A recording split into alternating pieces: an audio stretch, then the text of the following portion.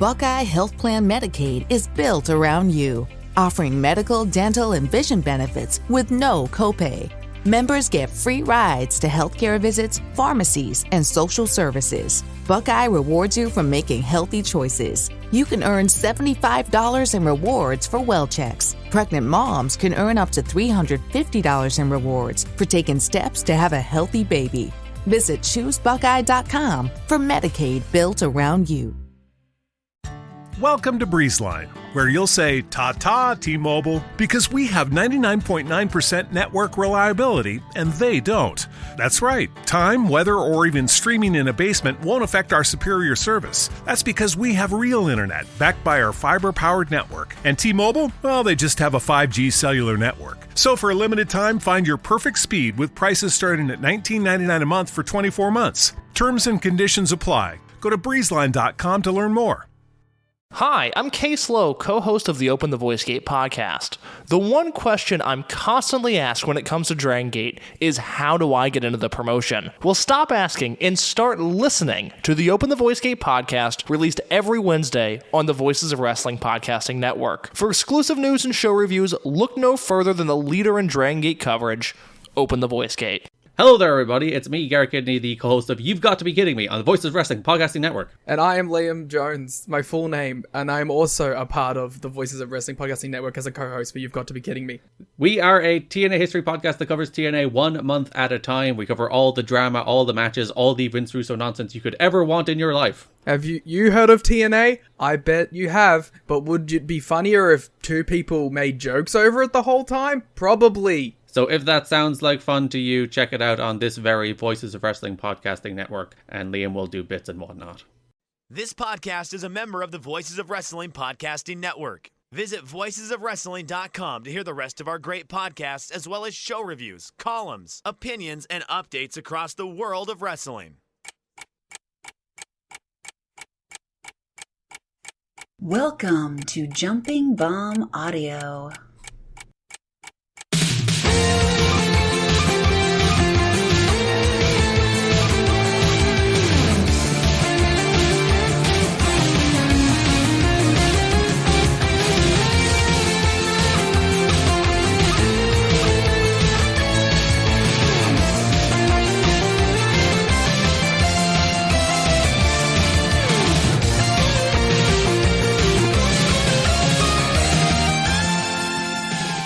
Everyone, and welcome back to Jumping Bomb Audio, the #1 show all about the world of Joshi Pro Wrestling. My name is Taylor, and I am joined, as always, by my good friend and co-host Kelly. Kelly, hello again. Hello. I gotta know what's going on in the world of IWA Mid-South in 1998. Taylor, what have you been watching? So I made a decision. I made the decision a while ago, but then I fell off of it, that I was going to watch all the old stuff on IWTV that they have from pretty much the years of the 90s to probably around 2004, which is sort of when I was sort of paying attention to that. So I've seen a lot of it. And I'm currently in the year 1998, and that means I'm watching a lot of very early IWA Mid-South shows, which are very interesting. I'll put it that way. I just watched the show. It had 5 matches on it, and the show was like 3 hours long because before every match, someone would come out and cut a promo that would be like, you fans, and speaking of you fans, it would be like, it was like 15 people in the crowd. So it was like, you fans, you don't know good wrestling, and deathmatch wrestling is the only good wrestling there is. It got to a point where for the last 2 matches, there were 2 women in the crowd who chanted for one of the wrestlers the entire match. In a largely otherwise silent auditorium. The main event was a barbed wire cage match. The most recent show I watched was a barbed wire Okay. cage match, but the cage was just pieces of wood that had been, Oh, good. I believe, sort of put together. Don't worry, because no one went into the cage, because most of the action was people sitting center ring, like just laying on top of each other. Oh, okay. Just classic cage match. So just getting a good quality education about all the hottest workers of 1998, as Nice. one does. Yeah. Did you see that they on IWTV uploaded some more All Japan women's stuff in the past couple of days? I did see that. There doesn't seem to be a lot of rhyme or reason as No. to when they upload, because that happened a few days ago. I would think they would do it like at the beginning of every month, but it just seems like maybe they get some and they put them up. I don't know. Yeah, it's either that or someone finally gets the time to digitize some tapes or something. But it feels like they're largely shows that are already available on Yeah. YouTube. I know that there was the All Japan YouTube channel that got talked about a couple weeks ago. Oh, yeah. Dave Meltzer mentioned it in the Observer, but it seems like those are just rips of already available shows. So people are now unsure if it's an official channel or if it's just someone using the name and uploading shows. But anyway, we're not here to talk about wrestling history. We're here to talk about wrestling present and everything that's been going on in Joshi, which will be highlighted this week by our big review of Stardom's biggest show ever, Stardom All-Star Grand Queendom. We will talk about that. We'll talk about some other Stardom stuff, and we will preview a number of shows coming up for the big Japan Golden Week. Before we dive in, got to get to the plugs. Follow us on Twitter at JBombAudio. You can follow Kelly at Comic Geek Kelly, and you can follow me at Taymambo. Subscribe to this podcast on your podcast app of choice. And if that app of choice happens to be Apple Podcasts, we'd really appreciate a 5-star rating and review. And if you're feeling extra generous, you can donate to the show at redcircle.com/shows/jumping-bomb-audio. So we're going to dive right in to Stardom's All-Star Grand Queendom show from April 23rd at the Yokohama Arena. 5,539 fans paid in the building, and as recently announced in the Wrestling Observer newsletter, there were about 6,500 people in the building, so about 1,000 people were comped in. Dave Meltzer had a lot to say about the show.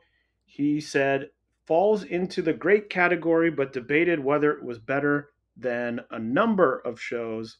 Before we get into those shows, Kelly, what'd you think of this show? That's such a Dave quote, where it's like, it was great, but I think there was several better shows in the course of history. No, not even in the course of history, in this year. Oh, I see. Okay, then that's less weird. That's a less strange thing to say. But I will say, I do think it is a show of the year contender. I really, really did enjoy this show. But I also have to say, fuck NFTs. We don't want that here. Get that out of here. I have to agree with you on both points. I thought it was easily a show of the year contender. Maybe, I mean, I would have to look back. I don't have like encyclopedic knowledge of all the Stardom shows right at the top of my brain, but it has to be at or near or on the top of Stardom shows. It was very, very good. Yeah, I think I would say it's probably their best. Like, I'm just thinking of the other big shows they've done. I mean, I think it's the best of those, but I don't know. Maybe there's a show in the past that I'm forgetting about now that I really liked. Yeah, like maybe they had an insane Kurikan or something at some point. That isn't coming to my brain or something like that. Dave Meltzer said falls into the great category. Whether it was better than Wrestle Kingdom, Revolution, AEW Revolution, the first night of WrestleMania, Elimination Chamber, or Keiji Muto Last Love is subject to debate. Now, I would easily say the show is better than at least two shows that Dave mentions. Yeah. I think that right now, for me, the only thing that's in competition with it is AEW's Revolution. I think it was better than Wrestle Kingdom. I think it was better than the Muto show, and I think it just easily destroys anything that WWE's put out this year. I agree with you. I think my thought about it is I think overall, sort of match to match, if you're taking in every single match on the card, I think it was the best show of the year. But I think individual matches on Revolution, like the best of the best on Revolution, to me were slightly better than the best of the best on this show. Yeah, I'd agree with that. Like, to me, the two highlights were the Moxley Adam Page and Danielson MJF, which I think were just a little bit better than the matches I like, which it's funny because we're going to go through this in a second. My opinions, and Kelly, I don't know if we'll line up or we won't line up. My opinions are different on a number of matches, having gone through and seen a lot of reviews of the show or talked to people and what they sort of enjoyed, in that I enjoyed some matches much more than other people and enjoyed some matches much less than other people. So sort of got to the same endpoint, but with different matches. So I won't give away which matches I really enjoyed. But to me, Dave mentioning Elimination Chamber, that show stunk.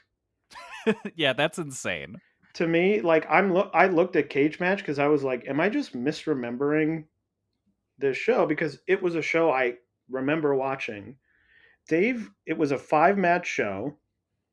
Dave gave 4 matches at least 4 stars. He gave 4.5 to the men's Elimination Chamber and 4 3/4 to the main event, which does not line up with the Cage Match ratings. What was the main event on that show? The main event was Reigns, Sami Zayn.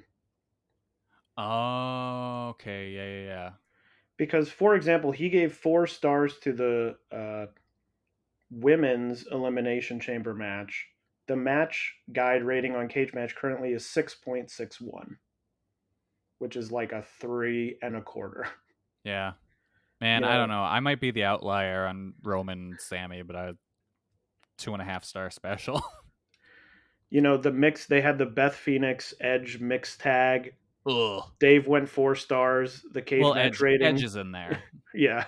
The Cage Match rating is 6.95. So those are sort of wiped out. People did like the men's Elimination Chamber, 8.66. But Dave went 4 3/4 on the main event, and the match guide rating is only 8.32, which is like, 4 1/4. So that, to me, I'm like, not even close. And this WrestleMania Night 1 overblowing of Man, this I show don't get it. is wild. It's a fine show. It's a good show when you think about in the past when a lot of WrestleMania shows are absolutely dog shit. Yeah. But then to also call it, like, I saw people going like, it's the best WrestleMania, and you're fucking out to lunch if you think that. So, I mean, this is dismissed. I mean, the Muto show, very, it's a big deal. It had cool stuff. It was a big deal, and the top of the card was very good. Yeah. The Congo, All Japan stuff, the, Okada, Kaito, obviously the Muto retirement. Like, that stuff was strong. The undercard on that show was not good. No. So to me, I agree with you. It would be between this and Revolution for my show of the year. I think pretty easily. Yeah. But anyway, let's get into the show, starting off with the pre-show Rumble match. Won't list everyone who was in the match, but the winner ending up Mai Sakurai, ending up winning, eliminating, I believe, Kelly's initial choice to win the whole match, super strong Stardom Giant Machine. You got it's close. Gonna happen. Yeah, I got close. I was almost there. Kelly, what'd you think of this opening Rumble match? It was fun. It was a fun enough Rumble. Really, my only big takeaway is that I don't know how I feel about Hanan's new look. Oh, interesting. I feel like her previous look was fairly distinctive, and this just kind of like I don't know. It reminds me of someone else, but I can't place who it is. Well, speaking of looking like someone else and not being able to place who it is, Hanako to me looks like someone else, and I can't put my finger on who she looks like. Like, I see her face, and I'm like, you look like someone, and I can't name them. Yeah, no, I don't know. So that was one of my big thoughts. I liked this. I thought it was good. I thought it was much better than the historic crossover Rumble, which I thought was incredibly boring. Yeah. I thought this one was fun. You know, I'd like to see more like people coming in, not just, oh, here's the 20 people on the roster who don't have anything to do. Like Kikutaro. Okay, don't go that far. But like seeing Momoe, no. Seeing Momoe was really great. I wrote in my notes, if she was a full-time roster member, she'd be probably in the top 5 in terms of in-ring talent. Even though she's been wrestling for so many years.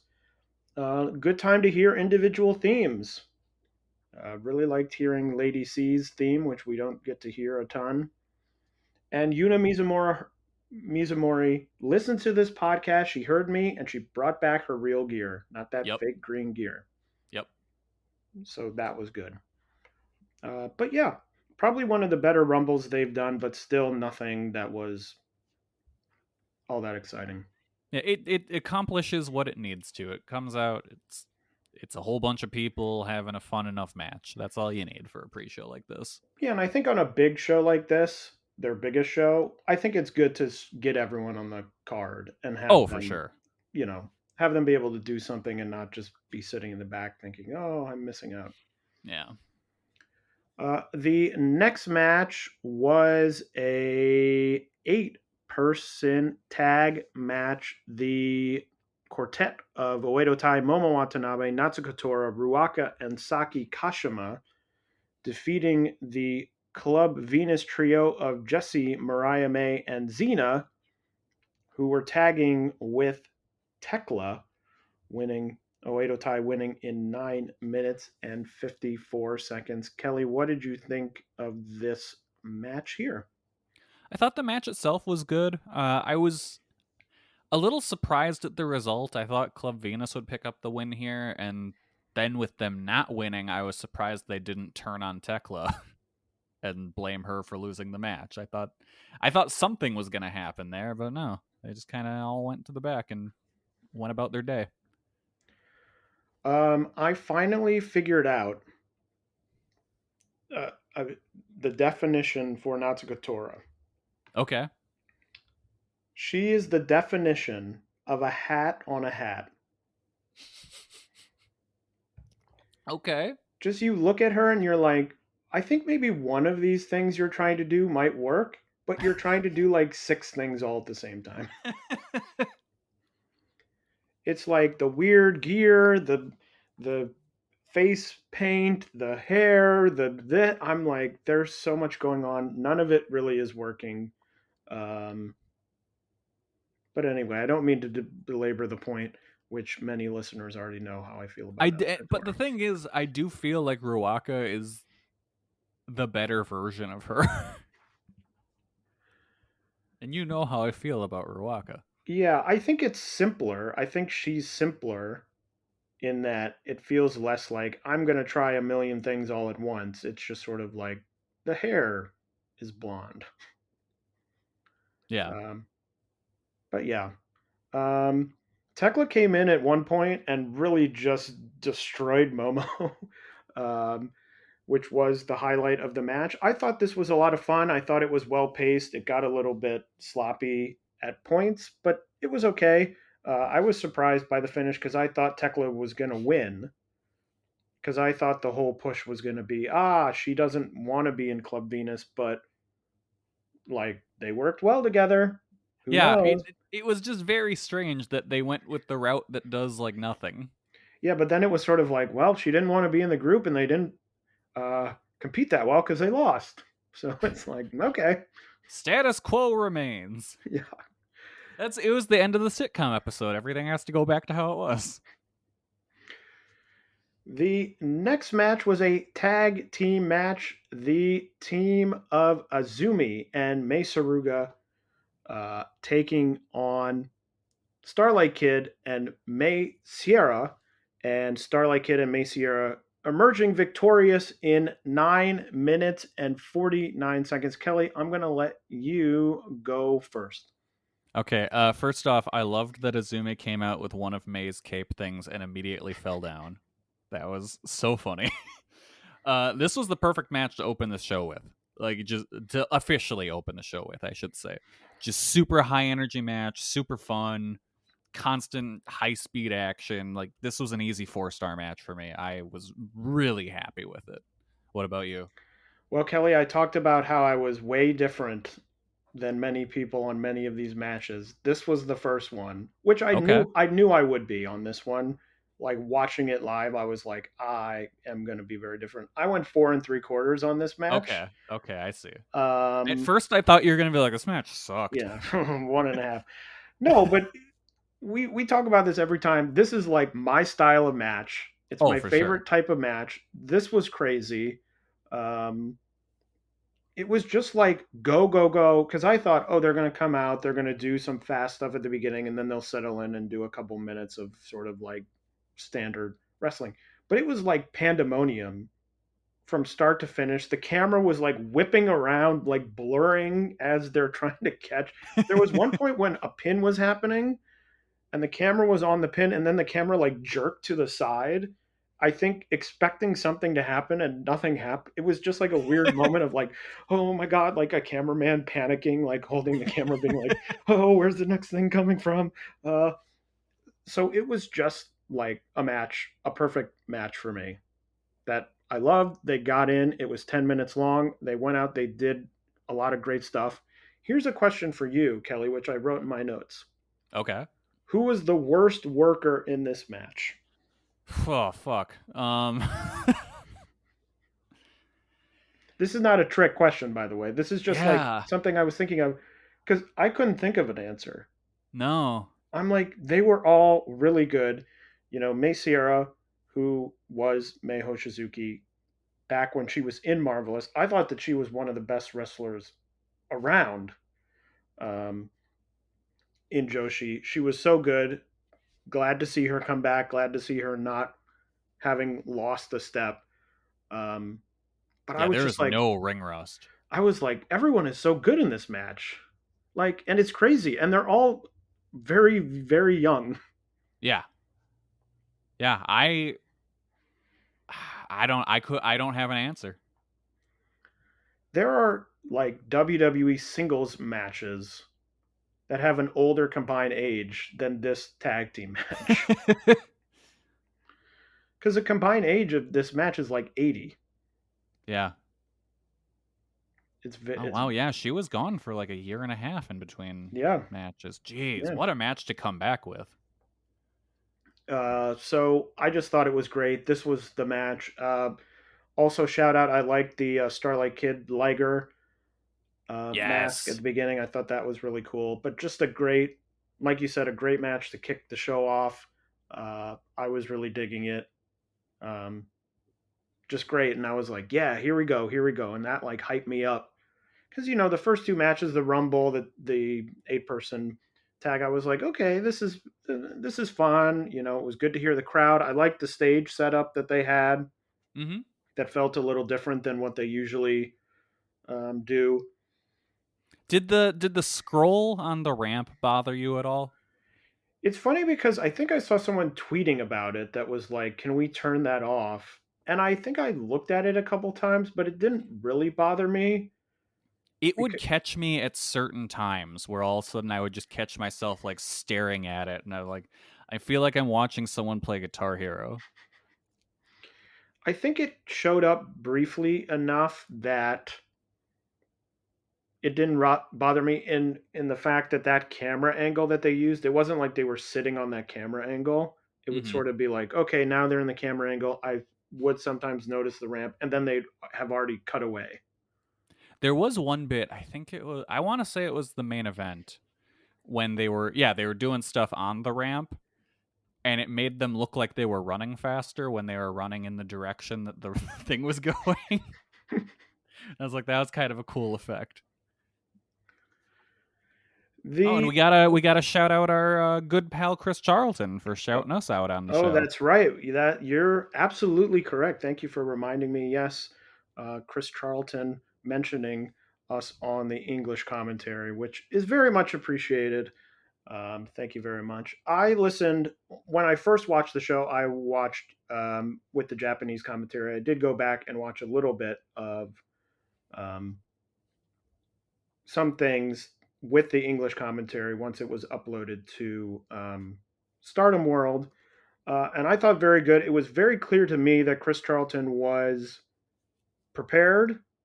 You know, he was someone who clearly did the research.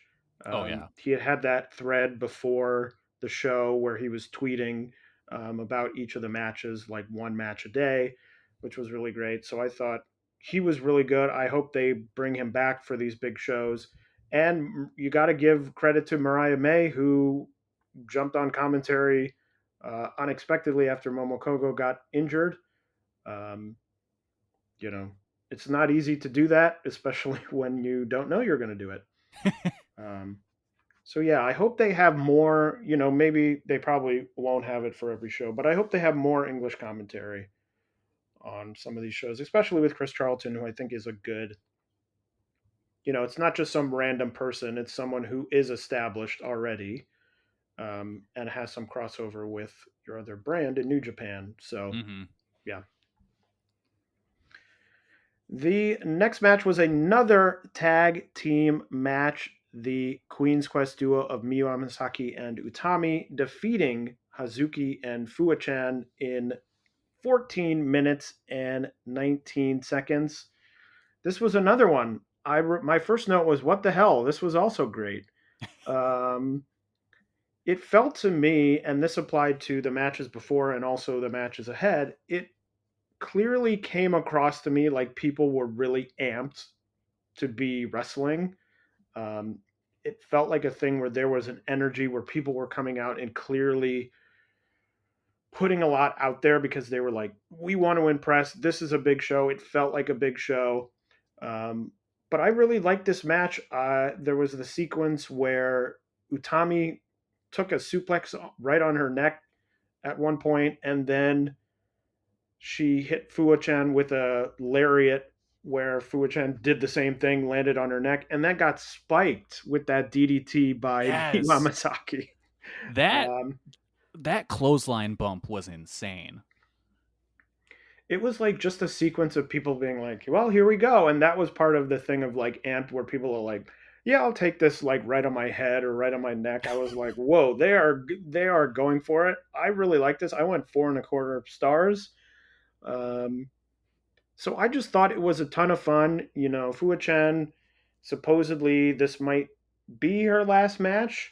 I don't know. Maybe she comes back again. Who knows? Who's to say? I thought, you know, wasn't perfect, but I thought she was very, very good. This is my second favorite match of the show. I loved this. I thought it was fantastic. I was just like legitimately flabbergasted at how great it was.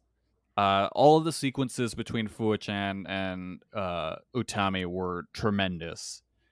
I really think Fuwa might be one of, if not the best celebrity wrestlers ever. Because I don't know who else you would put up against her that she wouldn't beat. Like, fuck, this match was great. I also went 4.25 on it. I thought it was fantastic. In between this match and the next match, there was the announcement of the 5-star Grand Prix, which will be arriving before we know it. There was also a video about the Meltier single that has been released. Kelly, have you listened to that Meltier single yet? Can't say I have. Well, let me tell you, I have, and it was pretty good. I enjoyed it. I'll take your word for it. Good stuff. Sorry to trigger you in that way. I know. It's just, they're my favorite tag team of all time.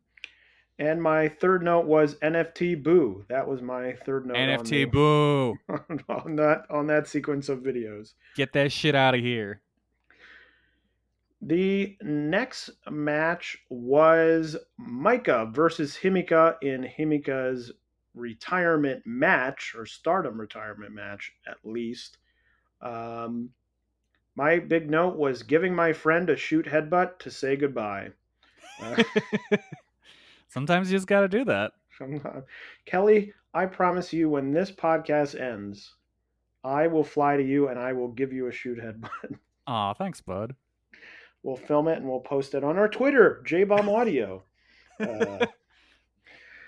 But I enjoyed this. I wasn't super crazy about it until the last few moments of it, which was sort of like the "you're leaving and I'm gonna beat you now" sort of stuff. Before that, it felt very much like sort of a standard mid-card match, especially between, Maika and Himika. It felt like their sort of standard match. There wasn't a ton that I was like, oh yeah, this is standing out, especially right after two matches that I thought were very good. Had a lot to live up to. So never quite got there. Like, I went 3.5. I thought it was a good match, but just not really great. See, I really like this one too. I went 4.25 on this one. I thought it was great. Just good, hard-hitting match between these two. Definitely emotional. Maika was probably the perfect opponent for Himika for her final Stardom match. So yeah, I thought it ruled, and I'm glad that Himika got to go out on a match that was this good and on such a big stage. But I think she still has her retirement ceremony ahead of her. Yeah, at Corrigan Hall, which we'll talk about in the upcoming shows. Oh. Or at least mention. Yeah. The next match was the Goddesses of Stardom title match. The God's Eye duo of Ami Sourei and Mirai defeating the champion Neo Stardom Army team of Nanae Takahashi and Yu by countout in 12 minutes and 25 seconds. Kelly, what did you think of this first title match of the evening? Sucked. Didn't like it. The finish was so stupid. Did absolutely nothing to get God's Eye over. I would argue that the count should have been stopped once they made contact with you to kick her out from getting back in the ring. So I don't think the finish even makes any sense from that perspective. Just a stupid finish to a match that I wasn't even really into. I went 2.5 stars. That's probably too high. I'd probably bump that down to 2 now that I'm thinking about it. I do think that the extensions that Ami Sourei got made her look like an entirely different person, and I was very confused every time she stepped into the ring. Yeah, she really does look very different with the longer hair. My note was oof, not good, was my note on this match. I just don't understand. I don't understand the finish. There was a long segment in the Wrestling Observer with Dave trying to justify the finish, because I thought, oh, clearly it's, you don't want to pin these outsiders, but there was all this talk about, oh, Nanae is going to challenge Mayu for the IWGP title, and they don't want her losing right before. But I'm like, this is another thing. It's like, who gives a shit? Yeah. You just had one of these people, Mirai, win this Cinderella tournament. Like, it's not like you're talking about two jobbers who are beating you. These people are established. Now they look like idiot. Like there's something weird going on with Mirai that I don't know if it's me. I don't know if I'm disconnected from the whole thing. I feel like all the talk online is like Mirai is a star. She is going to be the greatest wrestler in Stardom history. And then I just watch and I'm like, she's now won the Cinderella tournament twice. The second time felt like nothing. Now she comes into a match and it's like, okay, she's high off the win of the Cinderella tournament and she wins in this sort of cheap way that makes made her look like a goober. But also Mirai, full on goober mode now. But also makes them look like heels to me. Yeah.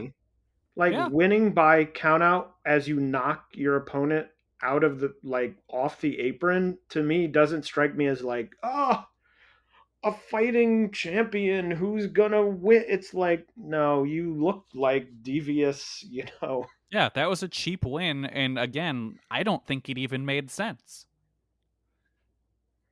It just feels like, to me, I think the Neo Stardom Army tag team reign was not very good.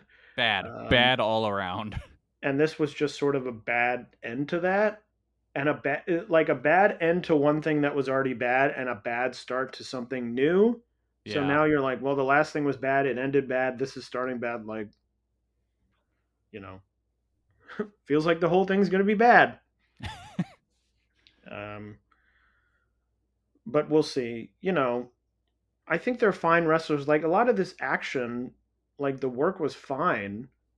But I was just sort of like, okay, this is perfectly fine. Hopefully it'll pick up. And then it didn't.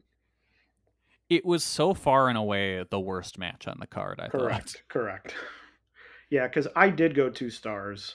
You said you were going to change your mind, but I went 2 stars, and it was by far nothing. I don't think anything else got even close. No. Because when I gave it 2.5, I must have been feeling very charitable. Yeah, the Rumble, I mean, it's hard to give stars to the Rumble because it's just such a weird thing. But I'd probably go 3. Yeah, that's where I was at on that. The Edo Tai match, Club Venus match, I'd go 3.25, probably. So 2 is very far away from either of those. Yes. So just not good. Really, the one bad spot, I think, really on the show. Mm-hmm. But anyway, the next match was for the Artist of Stardom titles, the Restart trio of Kairi, Natsupoi, and Saori Anou defeating the champion Prominence team of Hiragi Kurumi, Risa Sera, and Suzu Suzuki in 16 minutes and 55 seconds. I thought this was pretty good until seemingly the way I feel about almost every Prominence match is the minute Suzu Suzuki got in the ring with Saori Anou, it took off. The Suzu Anou stuff was so much better than anything else in the match. That was great, yeah. It looked really good, made me want a singles match between them. They were both the highlights. I mean, a good sort of premiere for Saori to come out and look really good. Suzu is always the highlight of Prominence, and now has left Prominence and looks to be joining Stardom, if not completely full-time, much more full-time, which I'm happy to hear. But another match, I ended up, by the end, really liking it. I went 4.25 stars. Oh, wow. Okay. Yeah, I was at 3.75 on this one. I liked it a lot, but outside of the Suzu Saori stuff, it never grabbed me the way I was hoping it would. I thought the pacing was kind of weird, just overall. And looking at this match, what a crazy grouping of people this is. Yeah, this is would be hey, predict 5 years from now. 5 years ago. Okay, who will be in the Artists of Stardom title match? Yeah, I mean, I don't think you could predict. I don't think you could predict almost any match on this show. No, 5 years ago. Yeah. But this one in particular is just kind of nuts with the just crazy grouping of people you have here. Yeah, my hope is that Stardom shells out to get a Baby Metal for Saori. Got to get her real theme music. Well, we'll see. Does anyone in Stardom have non-created theme? I don't think so. I don't think so either. Well, they got to get Baby Metal to make an original song then. I mean, except Mercedes, which I don't think really counts, but yeah. But that was the Artists of Stardom title match, the first singles title match of the evening, the Wonder of Stardom title match. Mina Shirakawa finally knocking off Saya Kamatani in 17 minutes and 56 seconds to become the new Wonder of Stardom champion. And Kelly, we did it. We did it. We did it.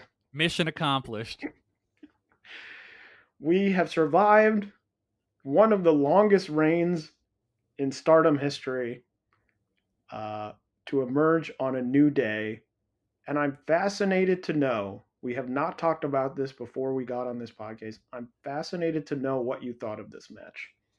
I thought it was great. I really liked this match. I went 4 stars. I thought both women killed it. I thought they both did really good. I felt like Saya at one point was looking at her knees asking why her botches were so violent. I thought that was fun. Somewhere Shawn Michaels had a tear in his eye. It was very cool to see Mina get that big win because she's really worked hard to improve as a wrestler over the past couple of years, and she deserves this spot. And you know, she's got the belt and the whole gaggle of women to show for all her hard work. But really the star of this match is my boy Daichi. This is an all-time bad performance from Daichi.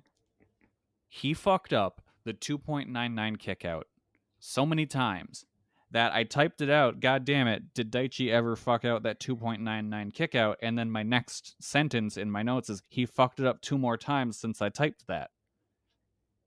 He was horrible. Just a horrendous referee here. Like, you either can't let him work matches like this, or you need to tell him explicitly, or you don't tell him when the finish is. You can't tell him the finish because then he'll pull up. It just make him call it like a shoot, or else he'll keep fucking this up like this. Like, it's all-time bad performance from Daichi. You got it's time. Take him behind the barn. Just tell him to think about the rabbits. Well, I don't have anything about Daichi in my notes. You don't? No. I had people coming to me and being like, "Man, Daichi was so bad in this match."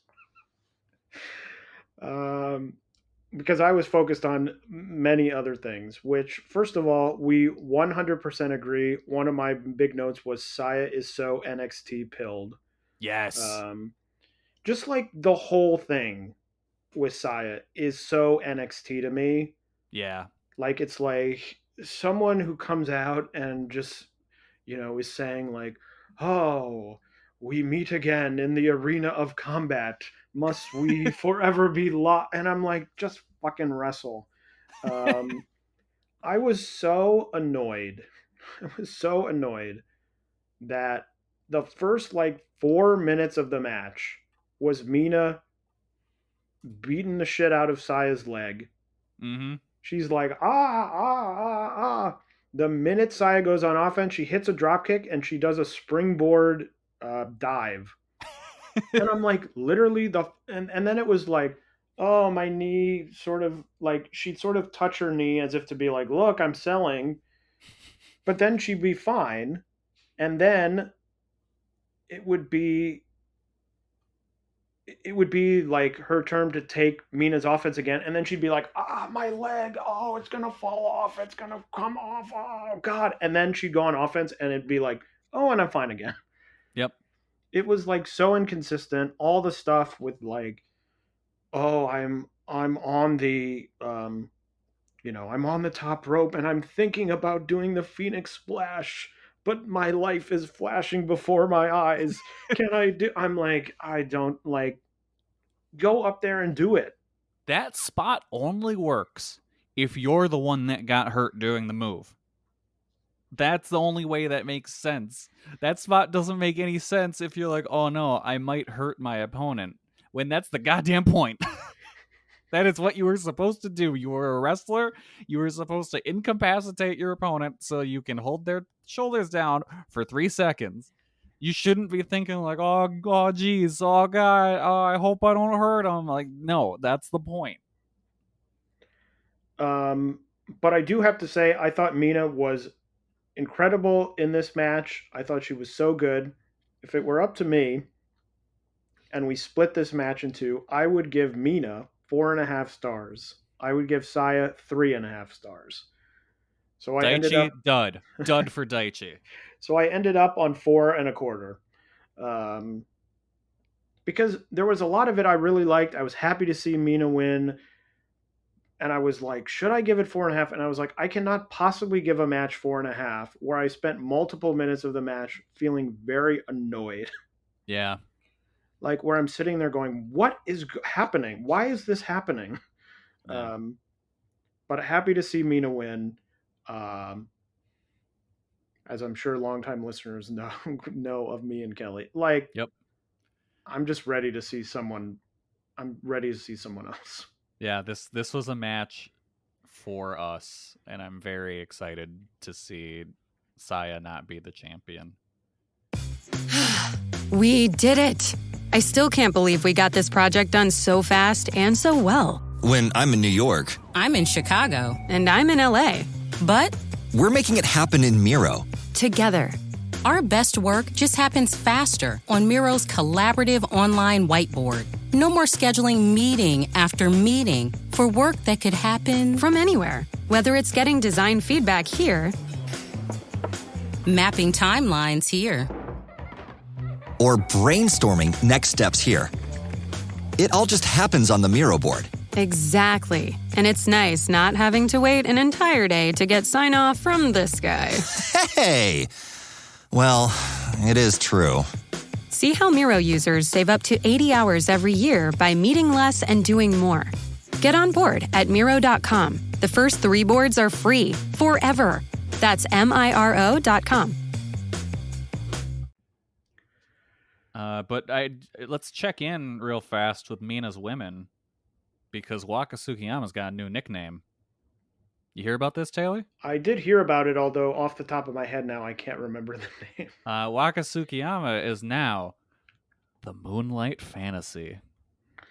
I don't know why. Taylor, we have music you can play. Yeah, but not that does Moonlight Fantasy. I don't, maybe. Moonlight Fantasy. Oh well, yeah, this works. Yeah, I guess I guess it works. Yeah, there's you're looking at the moonlight and you're like, what's my fantasy right now? And then Waka shows up and she's like, I can't dance, and you're like, oh, that's fine. Anyway.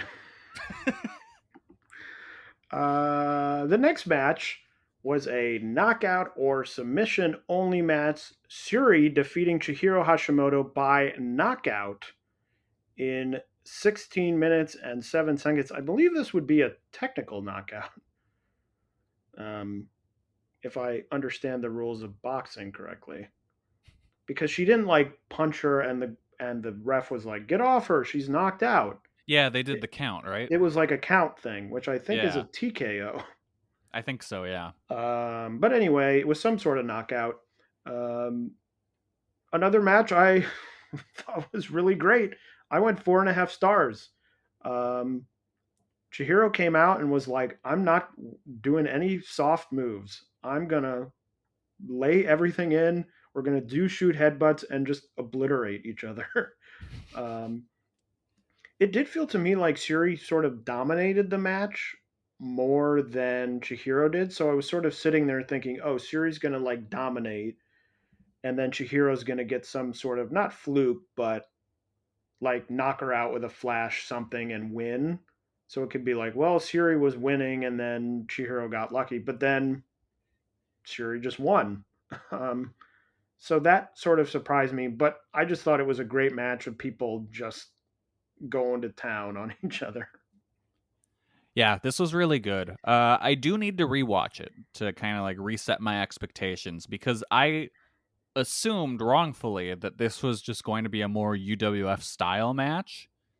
And it really was just kind of a normal match where they're throwing bombs, but there was also a standing 10 count. So it's like my brain was not prepared for what we got. So I was like, I wanted more grappling. But so yeah, I only went 3 3/4, but I do need to revisit it now that I know what to expect and see if I enjoy it more the second time around. So what did you give it the first time around? That is my first time around. I have not revisited it yet. I meant to, and then I totally No, but like your star, like. Oh, did I not give my stars? 3 3/4. Okay. I don't know. Maybe I just missed it. So like it was still really good, even though I was disappointed with it. Yeah, I just thought it was like no holding back. Yeah, they went for it. It was really the first of 3, and we'll talk about the next 2 later. This one, I think, to me, had the benefit of being first, so I was like, "Whoa, they're really beating the shit out of each other," which is why I really liked it. The semi-main of the show was for the IWGP Women's title, and Mayu Iwatani, unsuccessful in challenging Kairi for that title, defeats Mercedes Moné in 12 minutes and 56 seconds. Yet another title change. Kelly, what do you think of this match? I thought it was good, but it also felt to me like they held some stuff back.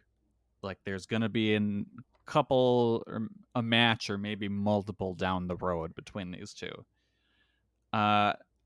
More than anything, I was shocked that the title didn't change hands on a New Japan show. I kind of figured that's where the title change would be. But at the same time, I'm very happy to see Mayu win. That was cool. They hung on Mayu's celebration for a long time to where I thought something was going to happen, like she was going to get jumped, but then just went to the back like normal. And then this also gave me the idea that they kept calling Mayu the icon so much, so now I want to see her versus Sting in the Battle of the Icons. Put that on Forbidden Door too. Yeah, it was a show where nothing happened after matches. And I kept expecting it, and it's like, oh, yeah, no, okay, all right. I was like, well, it didn't happen last match, so it's definitely going to happen this match. And then it never did all show, which I didn't really mind. I was like, oh, it's sort of nice to just be able to be like, oh, the show happened, great. And not be like, okay, what are they planning next? You know, obviously they have a show coming up, which they've put things in place, but just nice to not have those sort of interrupting I'm next because they happen almost every other show. Mm-hmm. I'm next because I decided I get this match. Yeah. Okay.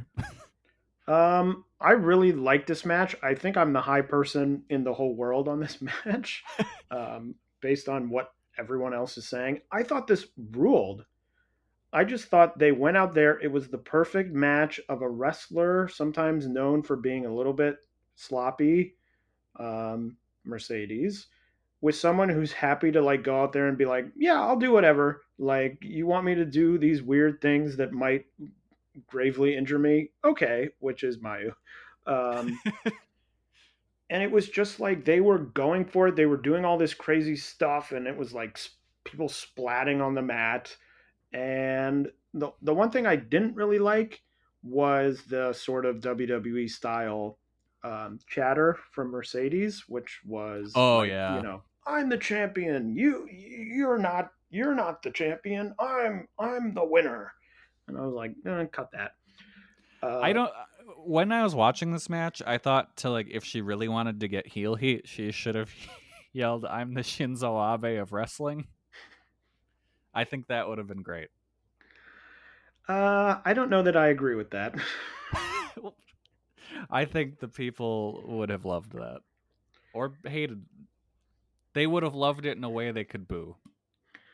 But hopefully no one brought a homemade blunderbuss. It just felt like a demolition derby to me. And I just loved it. I went 4 3/4. Wow, that's way higher than me. I ended up at 4. Yeah. So just another match for me. And then the main event was the World of Stardom title match. Tom Nakano defeating Julia in 23 minutes and 40 seconds. I like this match. I went 4.5 stars, but it felt like some people were higher than me. I felt like it did hit a point where Shuri, Chihiro, Mercedes, Mayu, and this all sort of felt a little similar. It felt like people just going out there and knocking each other around, which is great. But I was sort of like, okay, I've seen, and especially for this big match, which has the big story behind it, and the many other matches, and the hair match, and the things like that, felt like it needed a wrinkle, which it didn't have to sort of distinguish it. I swore if you would have asked me in the middle of the show, I would have put a lot of money on the fact that one or both of them was gonna be bloody. Where was the blood? What the fuck? Because they had it in the lead up, right? Yeah, it was one of those goddamn press conferences. And so I thought, oh, they bled in the press conference. They'll definitely bleed on the show. And then they never did. And I was sort of like, I don't know. There's something about it. It didn't bother me in the cage match last year. That just sort of bothered me this year because it just felt like at this point it needs it. It feels very weird to have people go out there and be like slapping and they're like, oh, I hate you, blah, blah, blah. And then you end the match and you're sort of like nice and clean.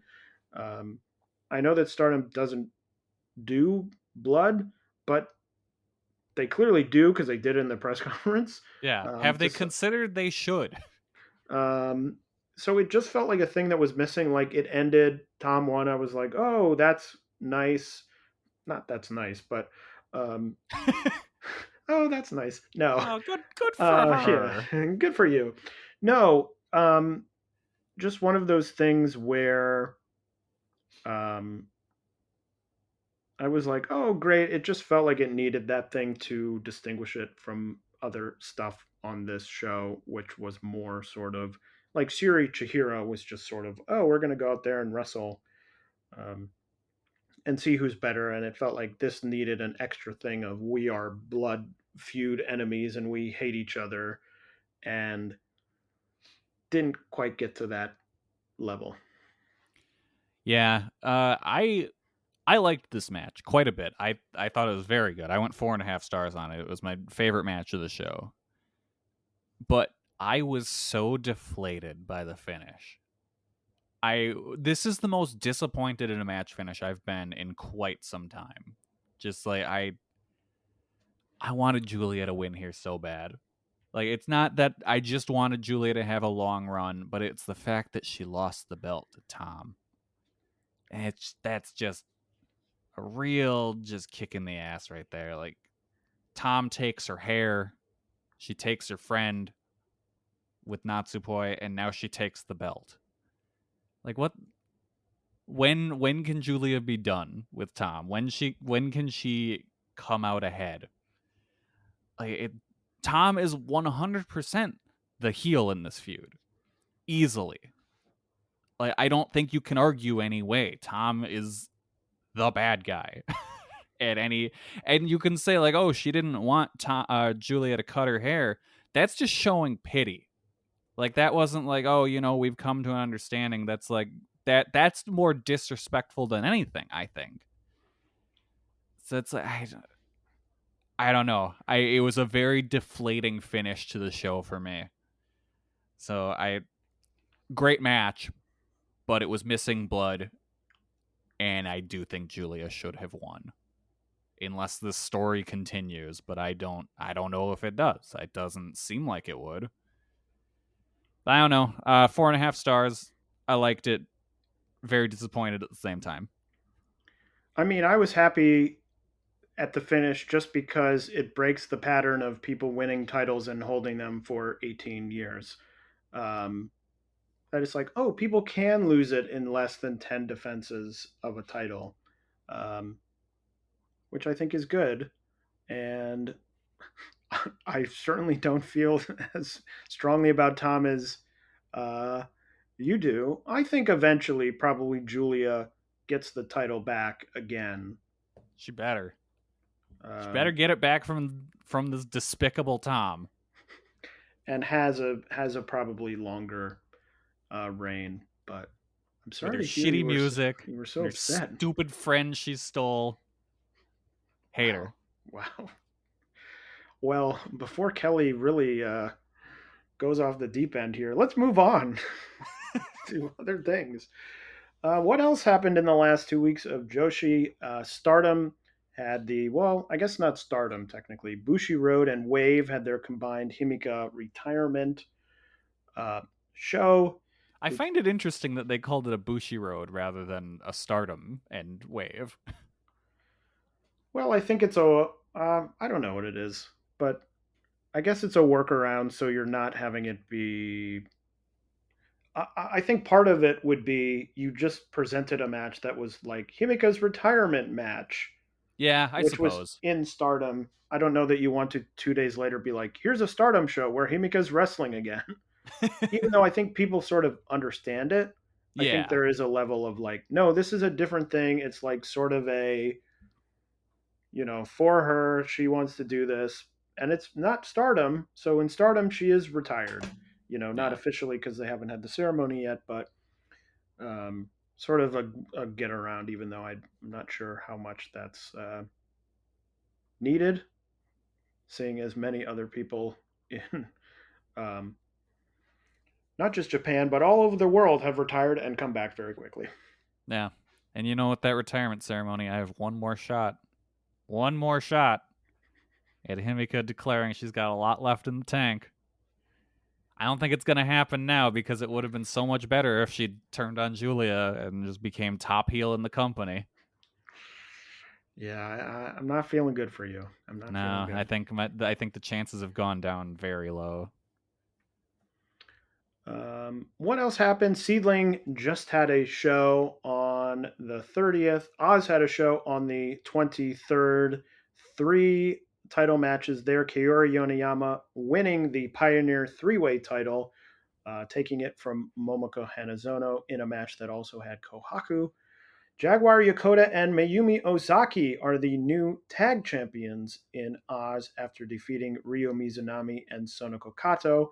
And Akino retained the Oz title over Itsuki Aoki.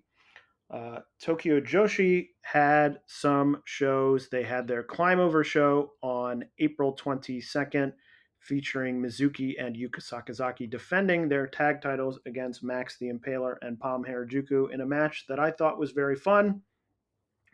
Also, I was kind of disappointed that that was a match made for like a Kurikan main event. Well, I don't know. Well, I feel like they, in the booking, don't think about Palm the way we do. Like, I think their thought is Palm is not going to win.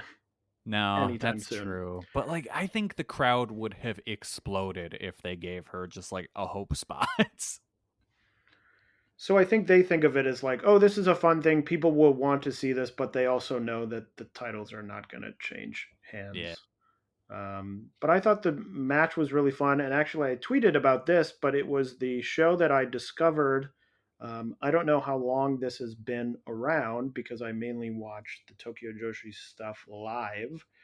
But they have now added chapters on the videos, or at least on this video. It's on other ones too. I went looking, just I clicked open some random Ganbare shows to see if they were doing it with that, and they are. Well, interesting, because it wasn't on the show the next day, which I'll talk about in a second. So I don't know if they're testing it. I don't know what they're doing, but the ability to sort of look through the card and see all the matches and just be like, yes, I want to go to this match instead of having to click around and figure out where it is. It's hugely helpful. It's so nice. It works really well. Like you click and it takes you right there. Like it isn't like load. It's like, I want to go there. They also have options on the bottom now, sort of on the scroll bar, where you can then just hit like forward and it takes you to the next chapter, like a DVD chapter option, which is also really good. And I have to say, I said this on our Twitter, but I mean, Wrestle Universe, for the money, is like the best service around. Easily. It's the best wrestling streaming service, bar none. It has the most content, I believe. It has the option on live videos where you can flip flop between Japanese and English commentary very easily. You can pick your quality settings, which is helpful, if you ever have any streaming issues. Now it has this chapters thing. It's just really a well designed, The it has. Chromecast works perfect, which Yeah. is not always something you can say for other services. So just good on them. And also for the match itself, a fun match worth checking out. They had a members only show on April 23rd. A lot of sort of silliness, not a must see show, but they did their traditional costume change main event, which was a lot of fun. And then they had the trios tournament, the winner winning a year supply of Nivea. That has happened. It is not uploaded yet to Wrestle Universe, so I won't spoil the winner for those of you who haven't watched yet, because I think it will be up either on May 1st or 2nd. I think it was a 3-day delay and it happened on the 29th, so the 2nd or maybe the 3rd. Ice Ribbon had a show on the 29th. Totoro Satsuki defended the Ice Infinity title successfully against Ibuki Hoshi. Diana had a big show. Jaguar Yokota retaining the Elizabeth title. And Haruka Umasaki defeating Ayako Sato to win the Diana title. So that a big match and a big result there. Kelly, what else has been going on in the world of Joshi? Choco Pro / Gato Move had the Deadlock Pro crossover shows. Those both happened, but they have not aired yet. So I've stayed away from the results, so I don't have anything for you guys. Hopefully they'll air soon. Last I checked, the air date is TBD. But also, there was the Prominence first anniversary show in Kurikan Hall on the 24th. Very fun show. I shared the link to the show on YouTube, on our Twitter. It's every match is clipped, so that's a little bit of a bummer. I'm hoping the account will upload full matches as over time. They typically do upload full matches, so this was a little weird to have them just do a full hour-long clipped version of the show. You got most of the matches for the top two. There was an Eve title match between you defeating Hiragi Kurumi. But the real money end of the card started off with Jun Kasai defeating Suzu Suzuki in the final match of her death match series. This was great. Really killer match. Suzu took Kasai to the limit in her conclusion of her time with Prominence. Again, these are clipped, so I went 4.25. If I saw the full match, my rating might be different. Who knows? But as of now, I'm sticking with 4.25 for my rating. And then the main event of the show was a deathmatch trios match with Ritsu Sera, Takashi Sasaki, and Violento Jack defeating Akane Fujita, Masashi Takeda, and Takumi Tsukamoto. This was fucking awesome. Sera and Fujita really went out of their way to show that Prominence will still be able to carry on without Suzu, because they both beat the shit out of each other and took a bunch of crazy bumps. This match I really wish wasn't clipped, because what we got was awesome. I went 4.5 stars on it. I loved what we got. So definitely check that out. Like I said, I posted it on our Twitter, and hopefully they'll upload the full matches at some point. And Suzu has said she wants to keep doing death matches, so don't know how that's gonna happen. Yeah, because especially with her leaving Prominence, which tells me that Prominence outside of Suzu is done in Stardom. Because otherwise I see no reason for her to leave, Yeah, I would agree with that. Yeah, so I think they wrapped up in Stardom. But yeah, is she gonna work Freedoms? Like, that would be cool, but I just don't see it happening. that old classic Stardom Freedoms contract. Yeah, why not? Let's go. But that is shit, you could do that. Like, let's just say she starts a tag team with Rina Yamashita. Like, that would be fucking cool. I don't think it would happen, but like there's something you could do there. We'll have to see. I don't know. Maybe. But that's everything that's happened in the last 2 weeks of Joshi. What is coming up in Joshi? Stardom has a number of Golden Week, smaller Golden Week shows, I would say. But on May 4th, their next big show, the card is another Rumble, the Fukuoka Rumble. Starlight Kid and Ruaka will team to take on Tam Nakano and Sayori Ano. Mayu Iwatani will team with Hanan to take on the Club Venus duo of Mariah May and Jessie. Suri and Konami will take on Natsuko Tora and Momo Watanabe. Julia and Maika will take on Utami and Saya Kamatani.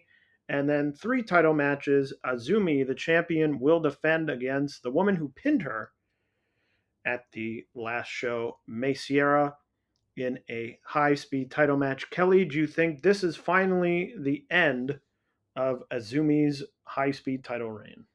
I think it might be. I feel like this is a good opponent for her to lose to because she ran through pretty much everything else. And then with May Sierra, you get a bunch of fresh matches. So I think it would make the most sense for this to be the end of it. I mean, I think it has to be, because who's she going to lose it to if not now? Yeah. The semi-main event will be the first defense of the tag titles from Mirai and Ami Sourei, defending against former champions FWC, Hazuki, and Koguma. Kelly, do you think it will be a 0 defense reign for Mirai and Ami Sourei?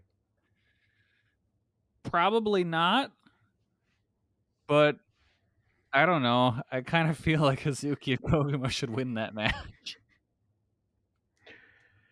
And then the main event will be for the Wonder of Stardom title. New champion Mina Shirakawa will defend against Natsupoi in the main event of that show. Also for Stardom, New Blood number 8 will be happening on May 12th. Just announced, Tam Nakano will take on Tam Nakano in a singles match. Why they do this to me? Kelly, you like her so much, they made him twice. Why? Wait, are they going to be 2 Daichis refereeing this match? They're both going to be fucking up 2.99 pins? Jumping over each other like it's the circus? Waka Tsukiyama will take on Aya Sakura. Hanan and Hina will take on the Inaba sisters, Tomoko Inaba and Azusa Inaba, in a karate versus judo showdown. That could be cool.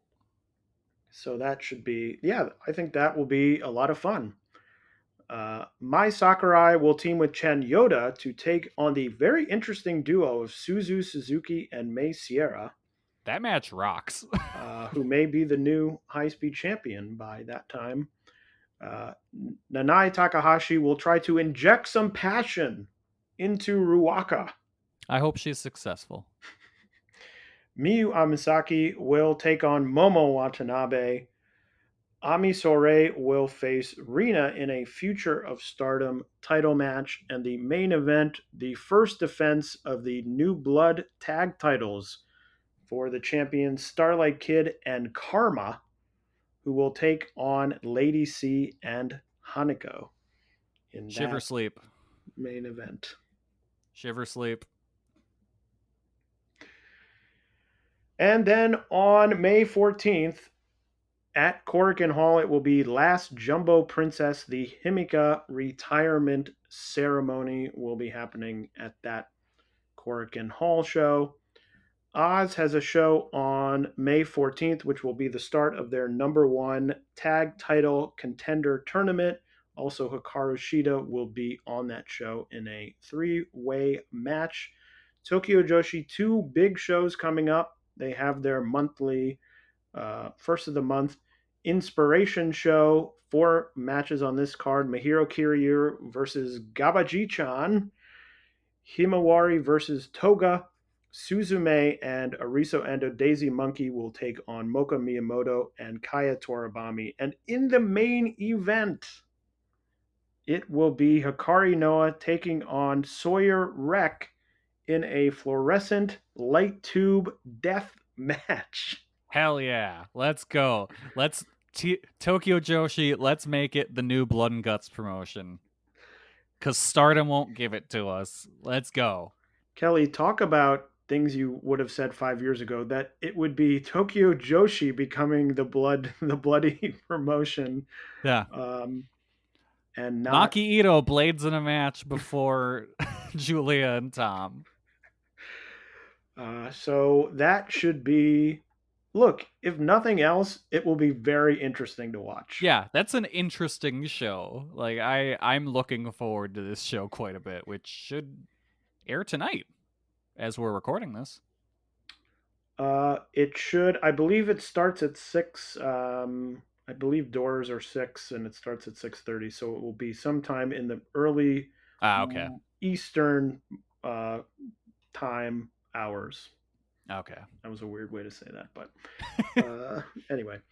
And then Tokyo Joshi has their next Korakuen Hall show, the annual Yes Wonderland event, and the card is Himawari will take on Shino Suzuki, Hyper Misao, Haru Karashiro, and Runa Okuba will take on Raku, Pam Harajuku, and Haruna Neko. Yuki Kamafuku and Wakana Uehara will take on Mahiro Kiryu and Toga. Ryo Mizunami returning to Tokyo Joshi, teaming with Moka Miyamoto and Kaya Toribami to take on Hikari Noa, Nao Kakuta, and Yuki Aeno. A fun singles match. Miyu Watanabe will take on Ariso Endo.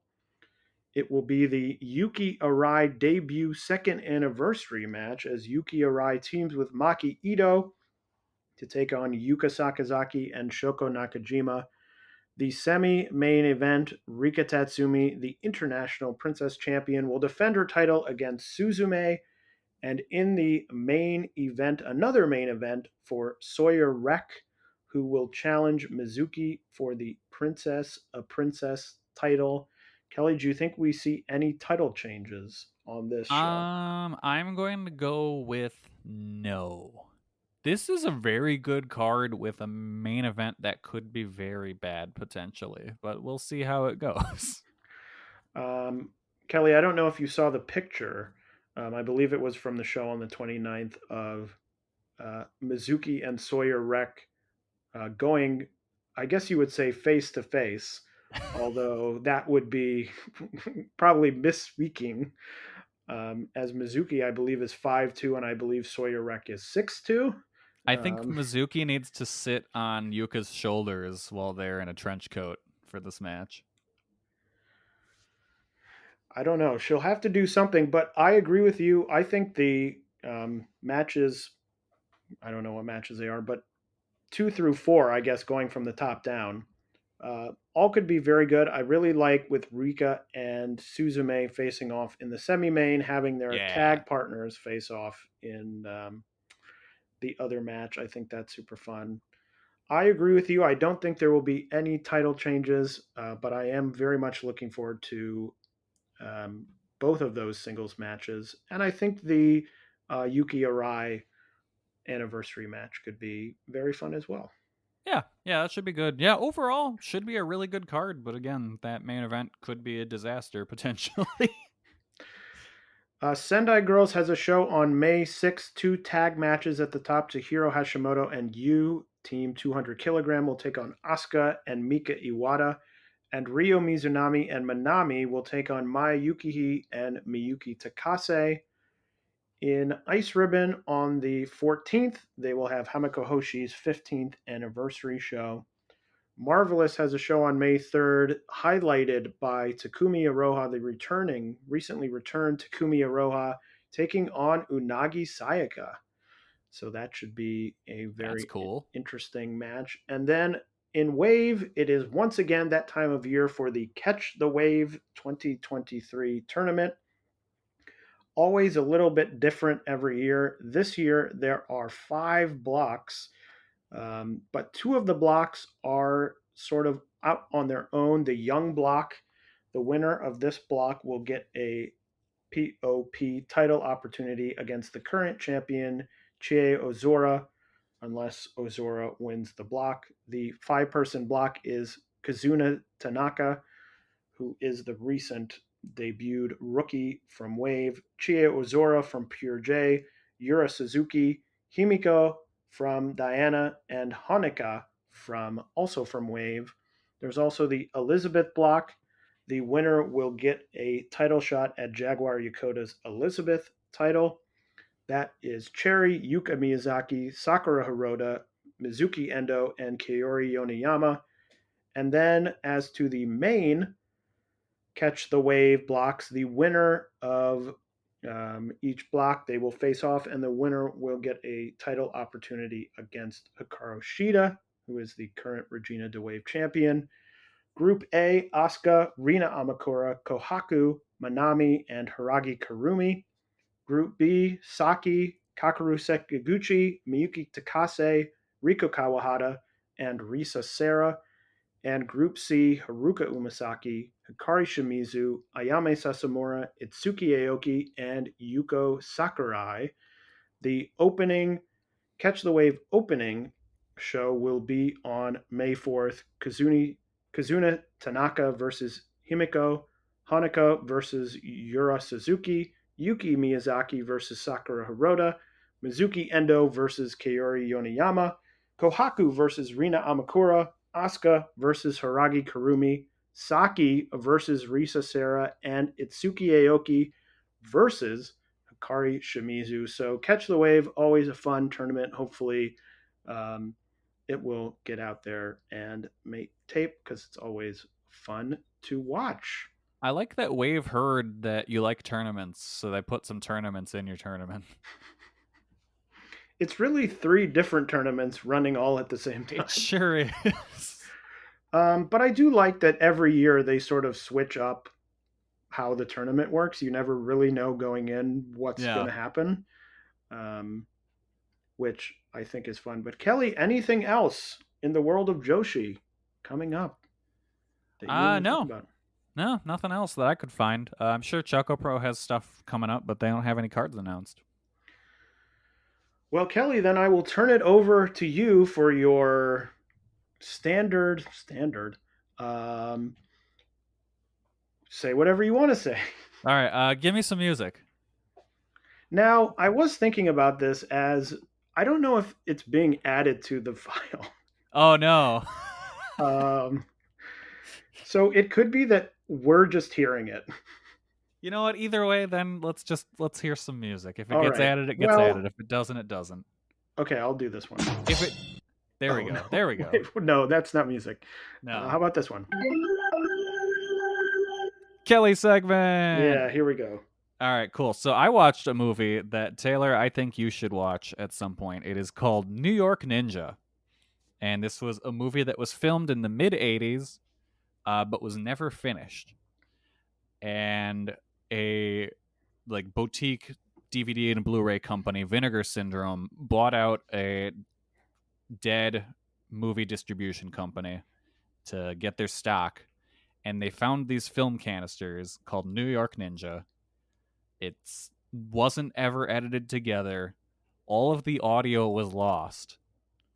So they took this footage, edited it together, hired voice actors to give the movie dialogue, and put out a finished product. And what you have is New York Ninja, a mid-'80s ninja in New York movie where he's going to go beat up some bad guys.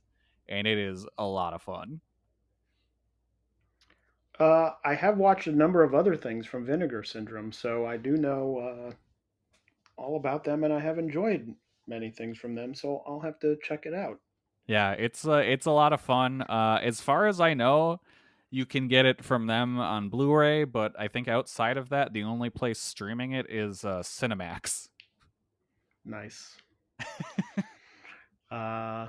Anyway, that is Kelly's movie recommendation of the week. And that is all for us this week. I'm going to try more music. If this doesn't work, it's going to give a very weird vibe to the show that we keep talking about this music that no one else is hearing. Oh, yeah. Oh, that's nice. I like this. So for Kelly, my name is Taylor, and this has been another great episode of Jumping Bomb Audio, and we will talk to you again in 2 weeks' time. Goodbye. Catch y'all on the flippy flop.